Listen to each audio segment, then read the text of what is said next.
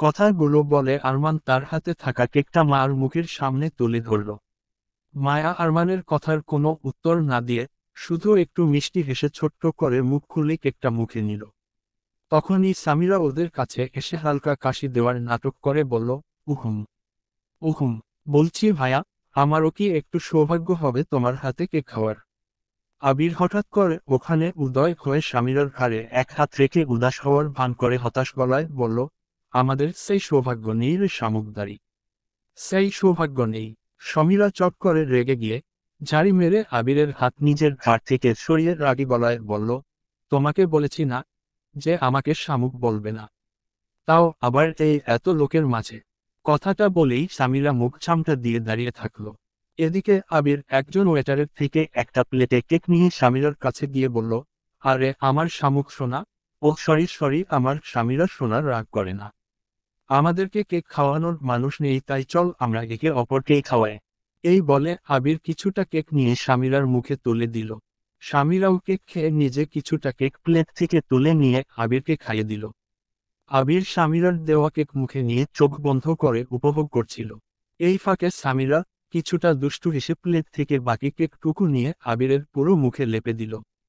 তারপর দুষ্টু হেসেই বলল, এটা আমাকে শামুক বলার শাস্তি। বলেই সামিরা দুই হাতে নিজের গাউন তুলে মারল ছুট। ওকে আর পাইকে। ও খুব ভালোভাবে জানে আবির ওকে পেলে ওরও অবস্থা খারাপ করে দেবে।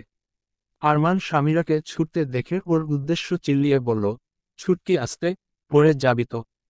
এদিকে মায়া প্রথমে সামিরার কথায় লজ্জা পেয়ে মাথা নিচু করে দাঁড়িয়েছিল, কিন্তু পরে আবির আর সামিরার কাণ্ড দেখে জোরে জোরে হেসে ফেলল।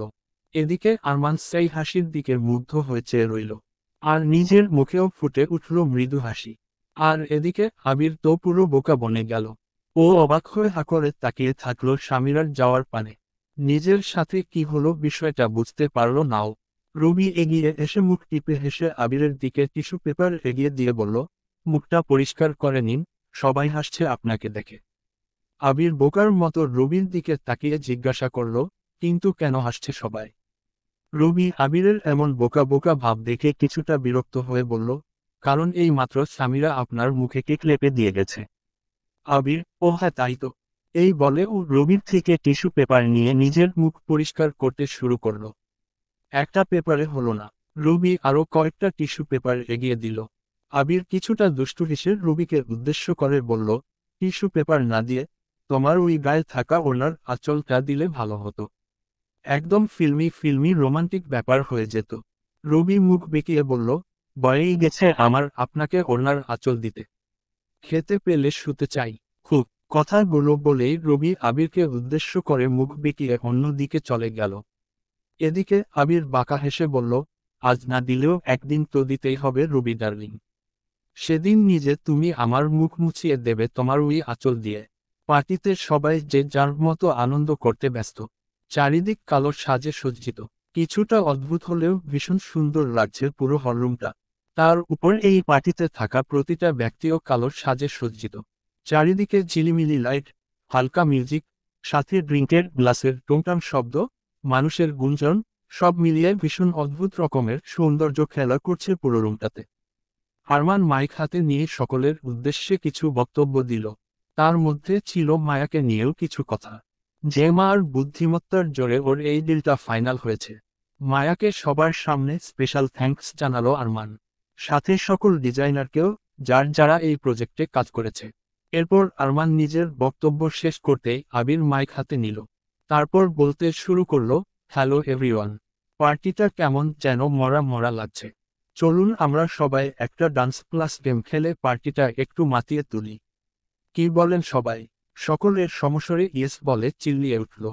আবির আবারও বলতে শুরু করলো, চলুন তাহলে শুরু করি। এখানে ডান্স হবে, তবে সবাই যে যার মতো পার্টনার চুজ করতে পারবে না। এটাই হচ্ছে মেন টুইস্ট। মেয়েরা সবাই, মানে যারা যারা পার্টিসিপেট করতে চায় তারা তারা একটা টেবিলে নিজের নিজের কোনো জিনিস রাখবে।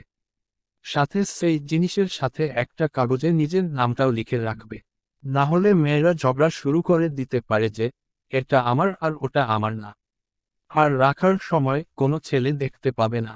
তারপর ছেলেরা গিয়ে টেবিল থেকে একটা করে মেয়েদের রাখা জিনিস তুলে নেবে। সেটা যেই মেয়ের হবে সেই মেয়ে হবে তার ডান্স পার্টনার। কি সবাই বুঝেছেন তো? আবারও সবাই একসাথে চিল্লিয়ে উঠল হ্যাঁ বলে দাঁড়িয়ে।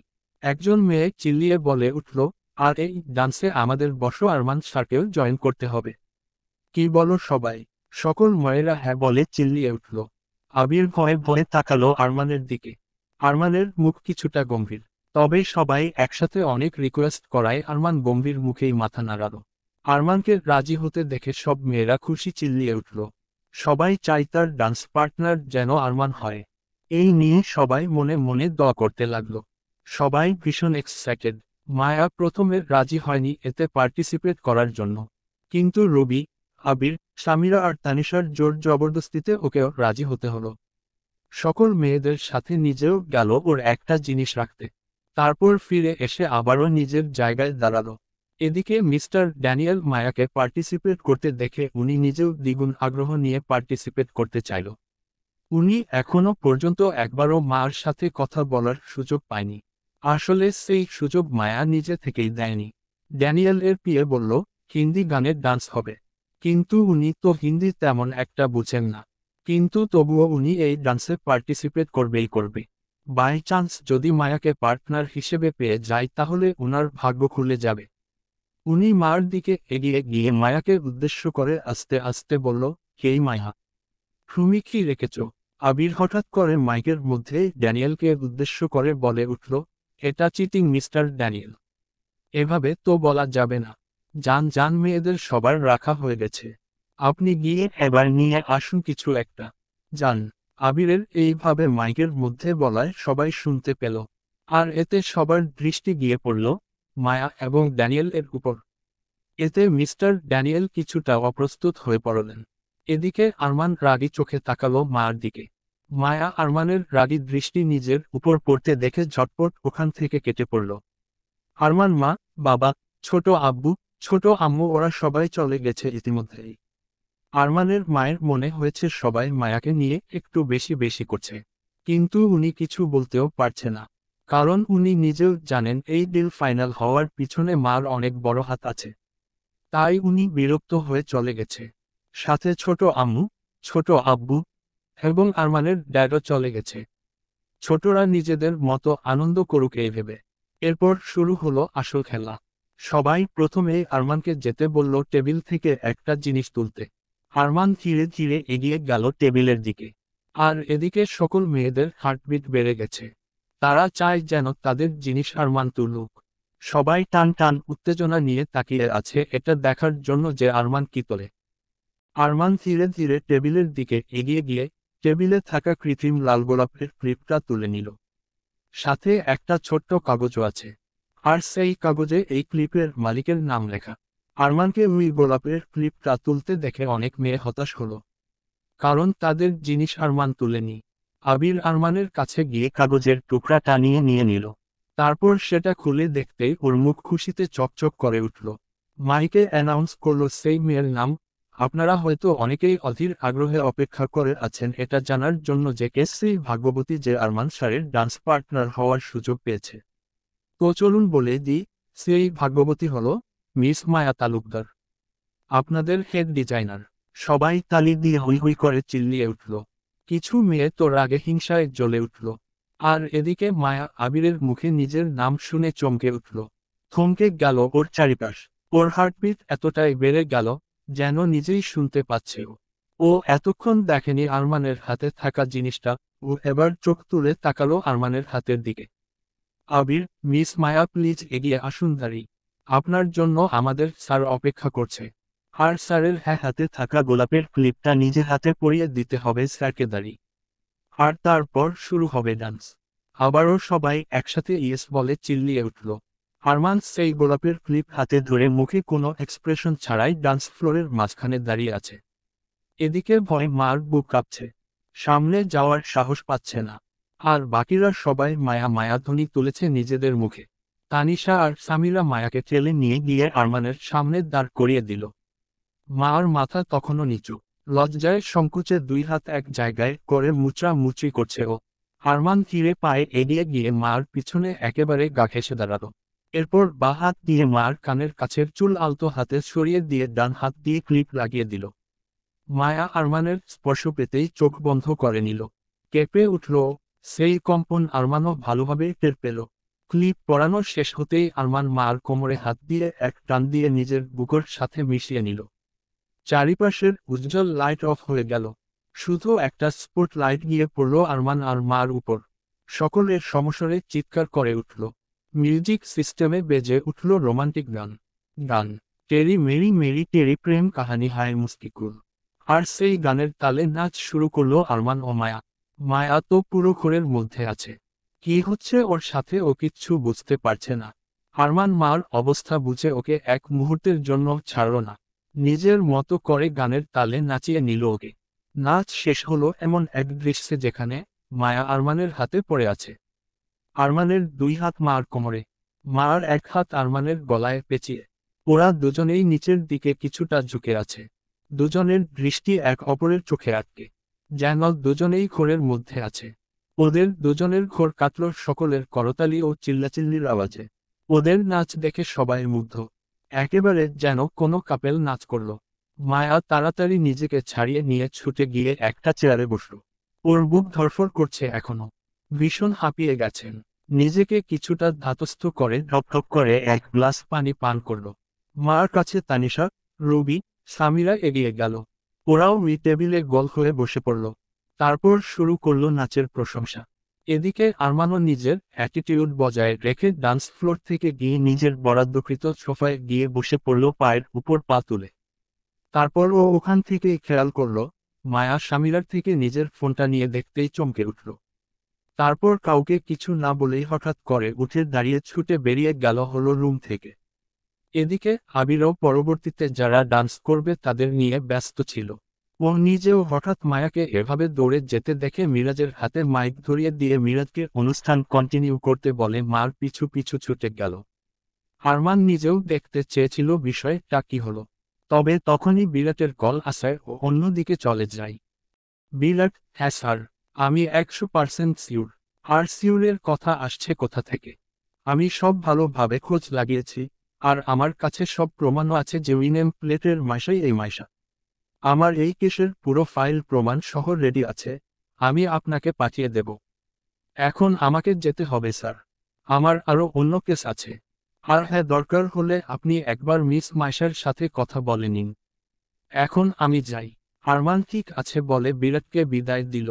কিন্তু ও তখনও বুঝতে পারছে না কি হচ্ছে ওর সাথে। মাথার ভিতর সব কিছু যেন গুলিয়ে যাচ্ছে।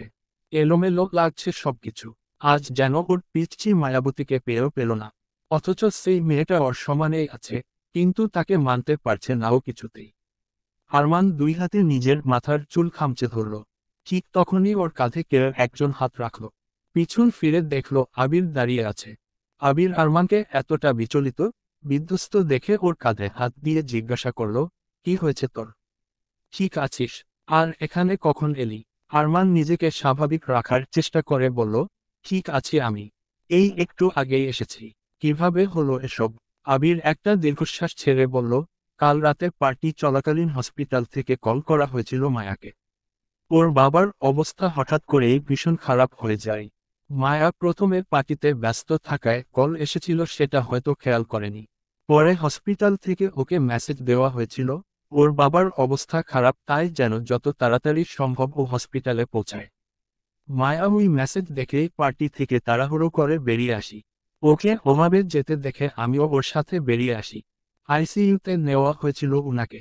সারারাত মৃত্যুর সাথে লড়াই করে ভোরের দিকে শেষ নিঃশ্বাস ত্যাগ করেন উনি। আরমান কি বলবে, বুঝে উঠতে পারল না।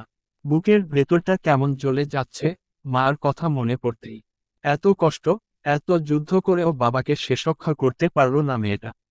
একবার তাকালো মার দিকে। বাবার মাথার পাশে পাথরের মতো নিশ্চল হয়ে বসে আছে সে।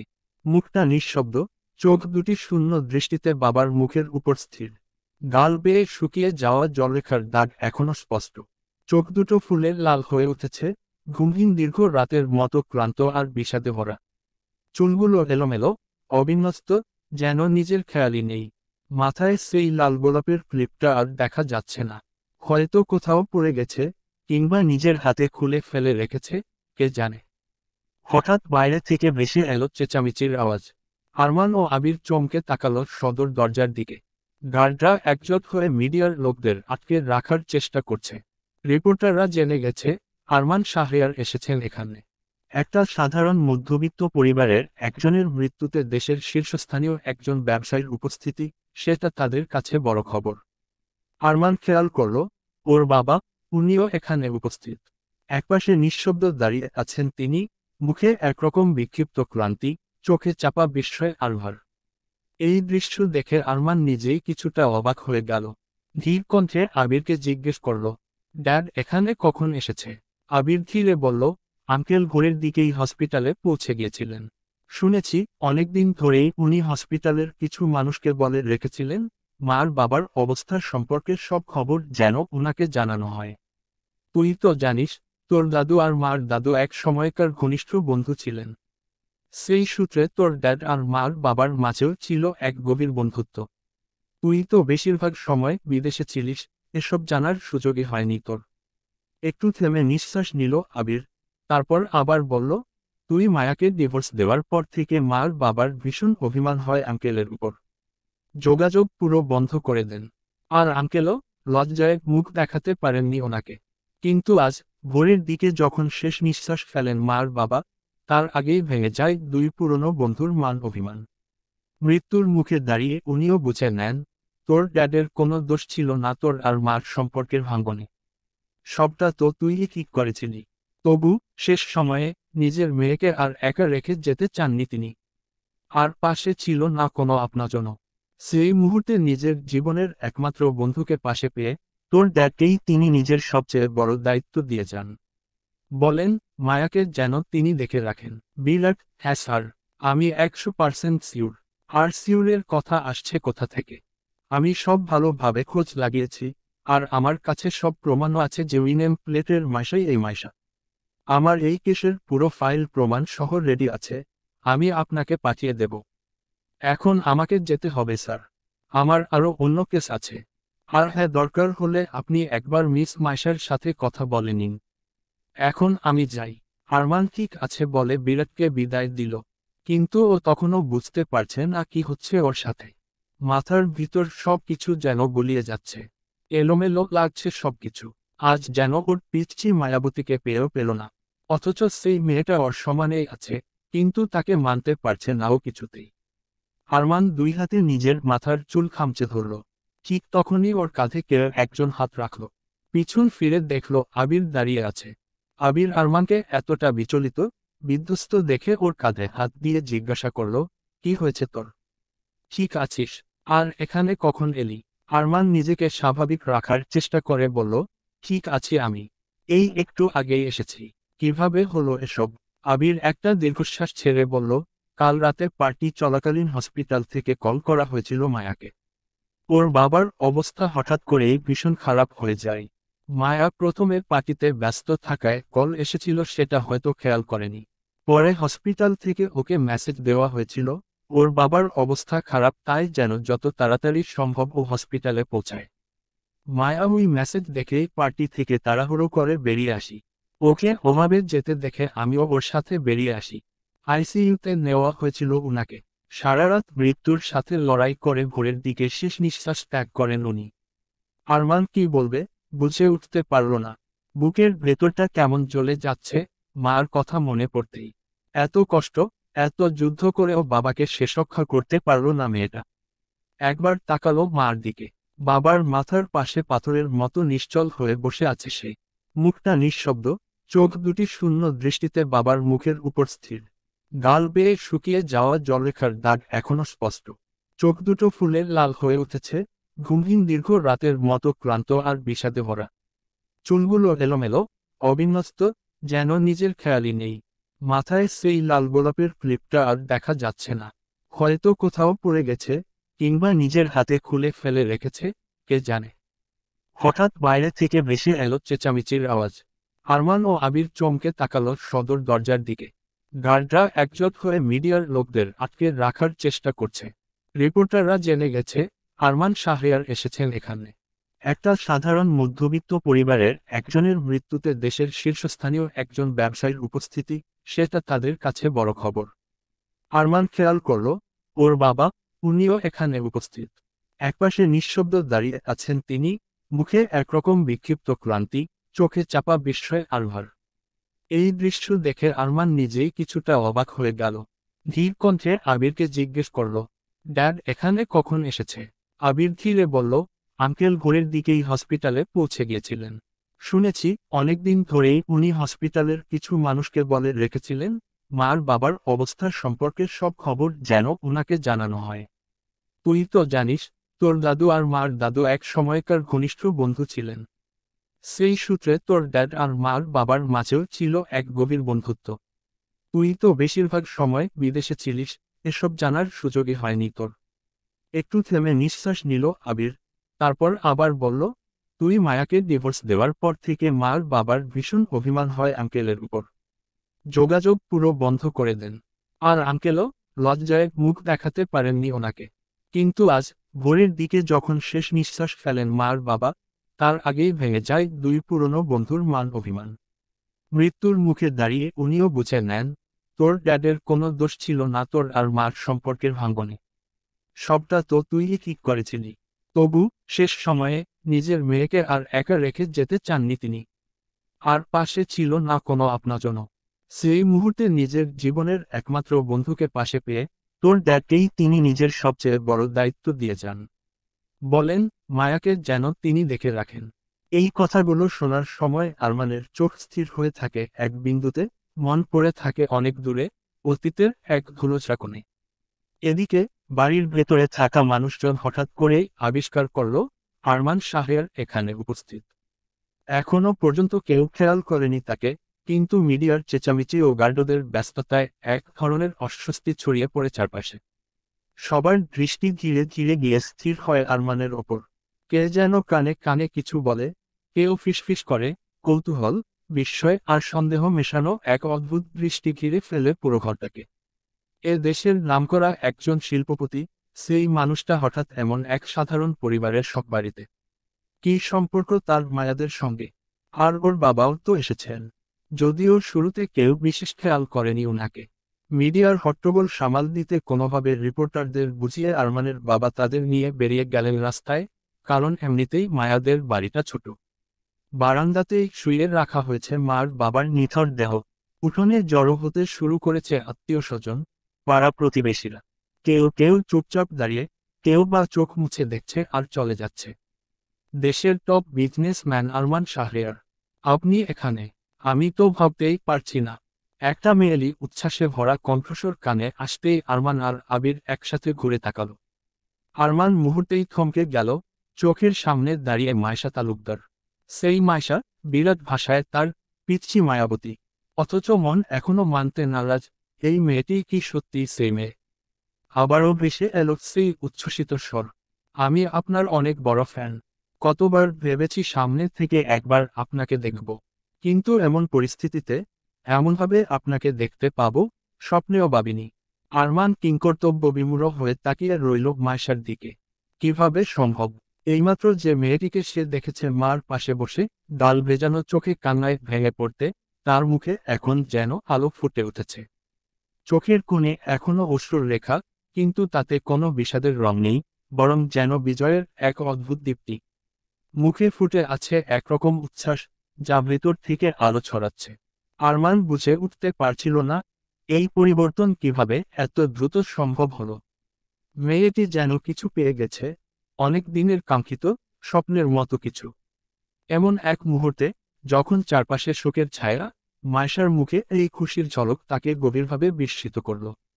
মায়শা কিছুটা অনুরোধের সুরে বলল, প্লিজ স্যার, আমি কি আপনার সাথে একটু আলাদাভাবে কথা বলতে পারি? আরমান এখনো অবাক, ও এই কথার উত্তরে কি বলবে বুঝতে পারল না। এই কথার উত্তর আবির দিল, মিস, এটা একটা শোকের পরিবেশধারী। তাই এই পরিস্থিতির গুরুত্বটা একটু বোঝার চেষ্টা করুন। উনি এখানে কোনো মেয়েদের সাথে আলাদা কথা বলতে আসেননি। মায়শা আবিরের এই কথায় কিছুটা অপমানিত বোধ করল দাঁড়ি। মুখটা ছোট হয়ে গেল ওর। আরমান মায়শার দিকে তাকিয়ে মায়শার মধ্যে সেই পিচ্চি মায়াবতীকে খোঁজার চেষ্টা করছে। মার বাবাকে খাটিয়ায় শুয়ে ধীরে ধীরে নিয়ে যাওয়া হচ্ছে উঠোন পেরিয়ে। মার বুক ফাটা কান্না বাতাস কাঁপিয়ে তুলছে, পাপা, আমার পাপা।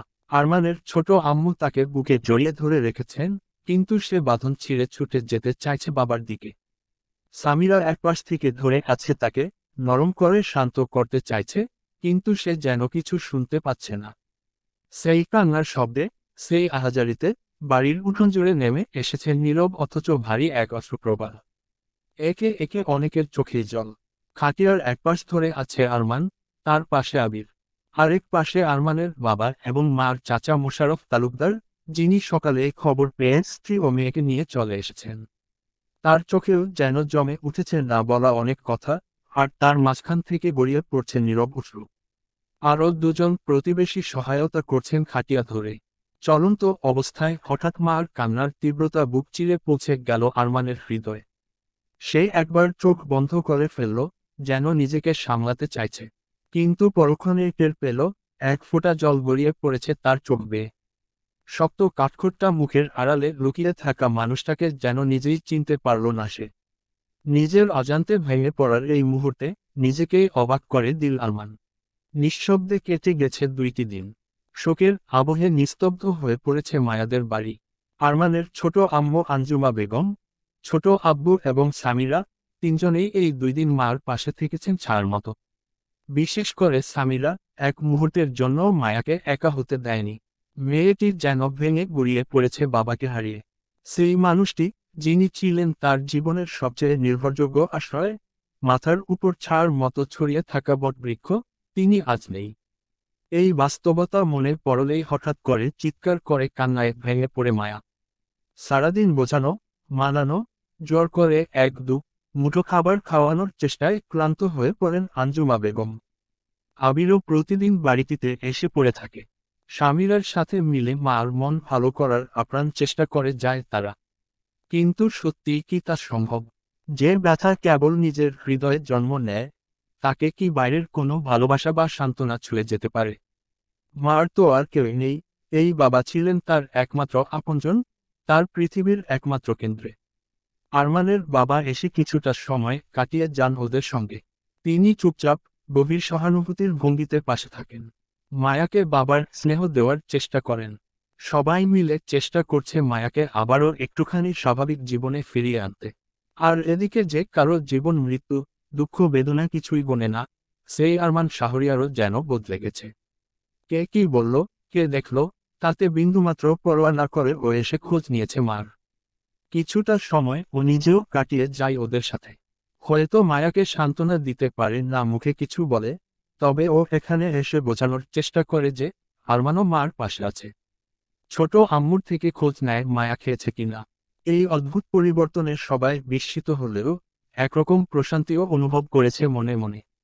আরমানের মা এখনো কিছু জানেন না আরমানের এখানে আসার বিষয়ে।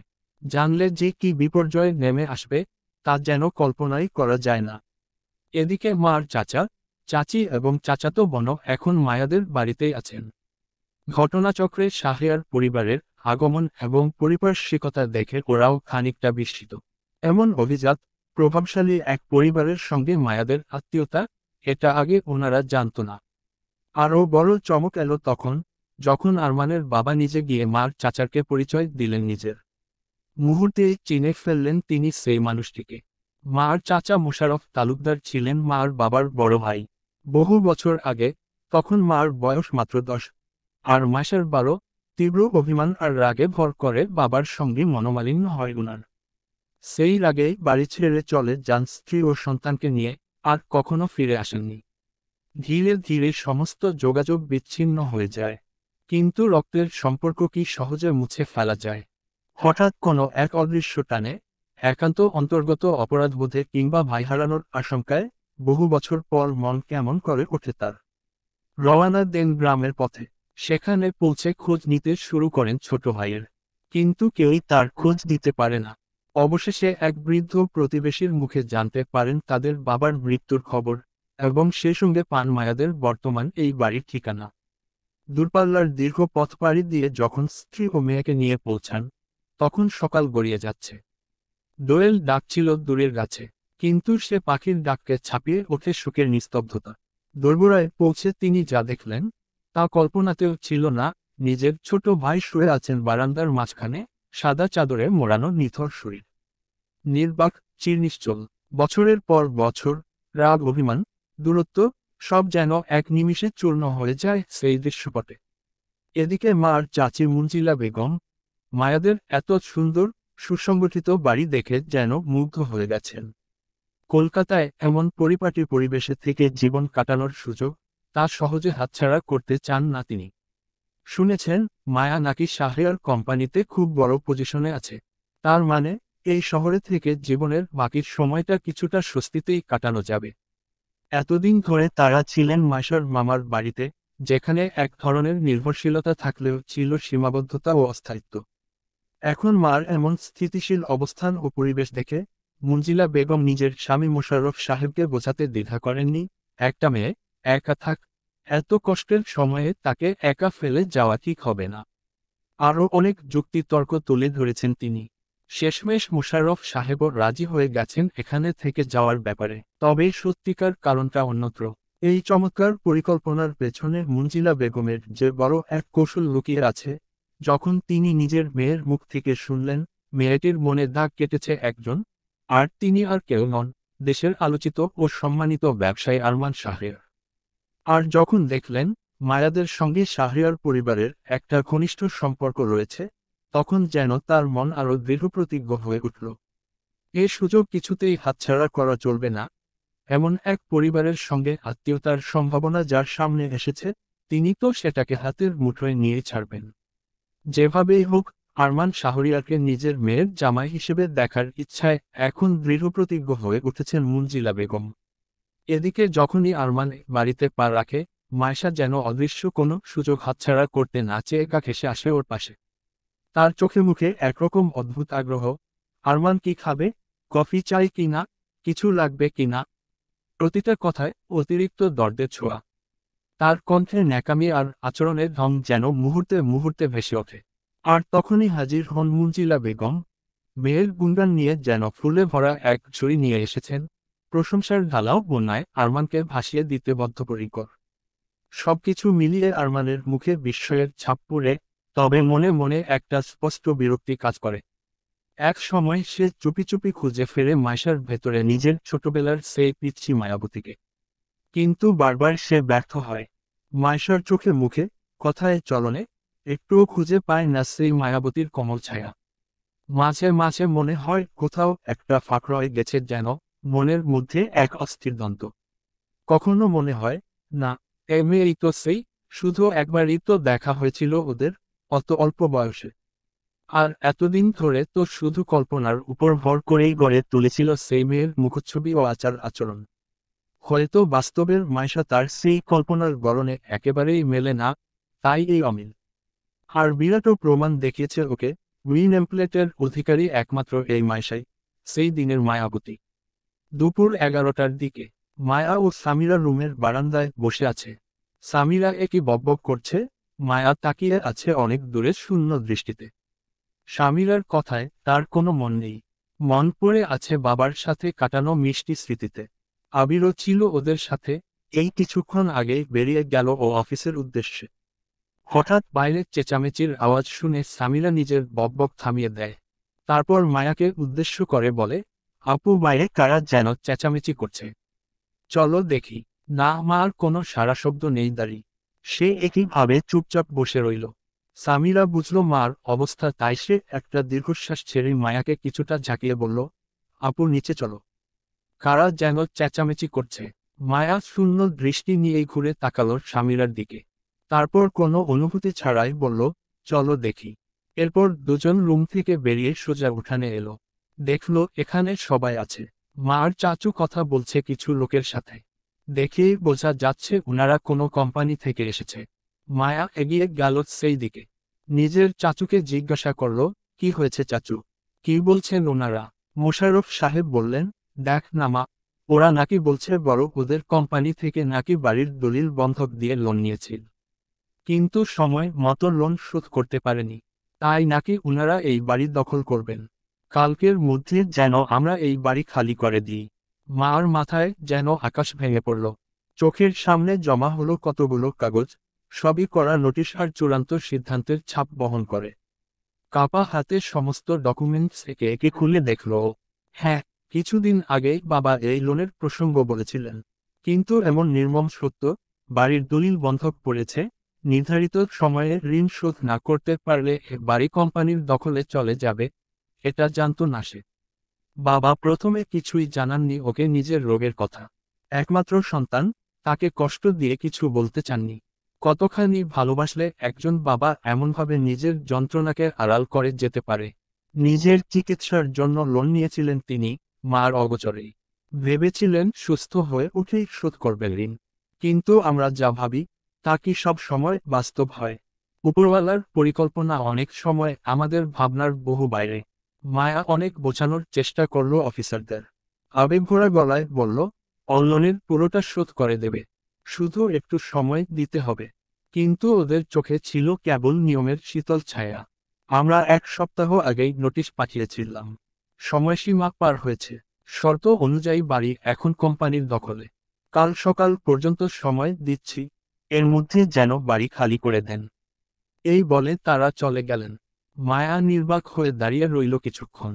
তারপর ধীরে ধীরে হাঁটু গেড়ে বসে পড়ল সেই চৌকাঠে, বাবার স্মৃতিতে ঘেরা বাড়ির দরজায়।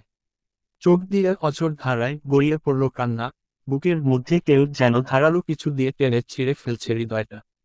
বাবার মৃত্যুর শোক এখনো দগদগে, তারই ওপর এই আঘাত। বাড়িটা, এই বাড়িটাও থাকবে না। এই দেয়ালগুলো, এই উঠোন, এই ঘরটা, যেখানে বাবা বসতেন, মার মাথায় হাত রাখতেন, সবকিছু কি হারিয়ে যাবে এক নিমিষেই। চোখ ঝাপসা হয়ে এলো, চারপাশ কুয়াশার মতো ঘোলাটে। অতিরিক্ত কান্না, দিনের পর দিন ঠিকমতো খাওয়া না খাওয়া, শারীরিক দুর্বলতা আর মানসিক ধাক্কা একসঙ্গে হঠাৎ এসে আছড়ে পড়ল ওর উপর। দুলতে দুলতে এক পা এগিয়ে মেঝেতে লুটিয়ে পড়ল মায়া, জ্ঞান হারিয়ে নিস্তব্ধ হয়ে গেল তার ছোট্ট পৃথিবী। হাসপাতালের শুভ্র বিছানায় শুয়ে আছে মায়া। স্যালাইনের পাতলা সুচটা ওর হাতে স্থির হয়ে গেঁথে আছে, ধীরে ধীরে ওর শরীরে ঢুকছে না স্যালাইনের পানি। ডাক্তারের কথায় সামান্য স্বস্তি ফিরেছে চারপাশে, ভয়ের কিছু নেই।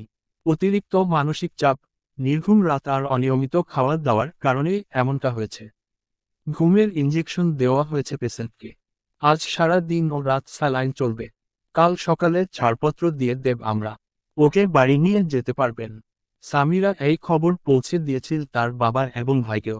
কিছুক্ষণের মধ্যেই ওরা ছুটে এসেছে হাসপাতালে। বাবার চোখে ছিল চিন্তার রেখা, ভাইয়ের মুখে একরাশ গম্ভীরতা। তারা আর দেরি করেননি। সামিরা যেই নোটিশের কাগজ দেখিয়েছিল, তার সঙ্গে নিয়ে আরমানের বাবা ও চাচা চলে গিয়েছিলেন সরাসরি সেই কোম্পানির অফিসে।